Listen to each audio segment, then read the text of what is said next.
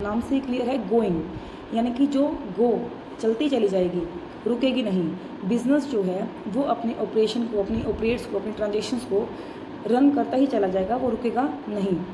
Business का या firm का ओनर चेंज हो सकता है कि किसी ओनर की कोई कंपनी है, उसने किसी और को दे दी, वो उसने कंपनी बेच दी, ओनर चेंज हो गया, लेकिन जो फर्म है, जो बिज़नेस है, वो कंटिन्यू चलता रहेगा।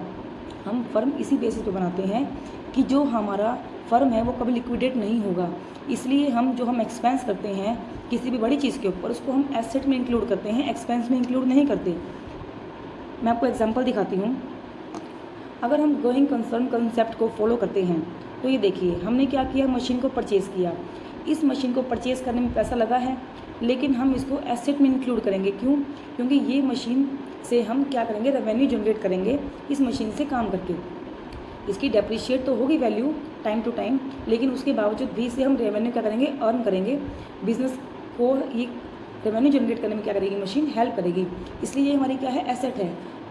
अगर हम इस मशीन को एक्सपेंस में डाल देते हैं, एसेट में नहीं डालते, इसका मतलब हम गोइंग कंसर्न कंसेप्ट को फॉलो नहीं कर रहे हैं। इसकी कुछ लिमिटेशंस है कि जो गोइंग कंसर्न कंसेप्ट हमारा है ये वैलिड नहीं होगा। कब नहीं होगा वैलिड? यानी कि हम जो कंपनी हम कह रहे हैं कि कंटिन्यू चलती रहे, कंपनी लिक्विडेट नहीं होगी, हम ये कह रहे हैं गोइंग कंसर्न कंसेप्ट के अंदर, लेकिन ये एक टाइम पे आके वैलिड नहीं होगा। तब नहीं होगा जब बिज़नेस बिल्कुल लिक्विडेशन पे है या बंद होने वाला है, या बिज़नेस को काफ़ी हैवी लॉस हो गया है, वो बंद हो सकता है, या फिर किसी लीगल या इकोनॉमिक कंपल्शन लग गई है कि आपको बिज़नेस स्टॉप ही करना पड़ेगा, तब हम इस कंसेप्ट को लेकर नहीं चलते। गोइंग कंसर्न कंसेप्ट क्या कहता है कि हमारे जो बिज़नेस के ऑपरेशन है वो कंटिन्यू क्या है, चलते रहते हैं। ये था हमारा going concern concept. Next principle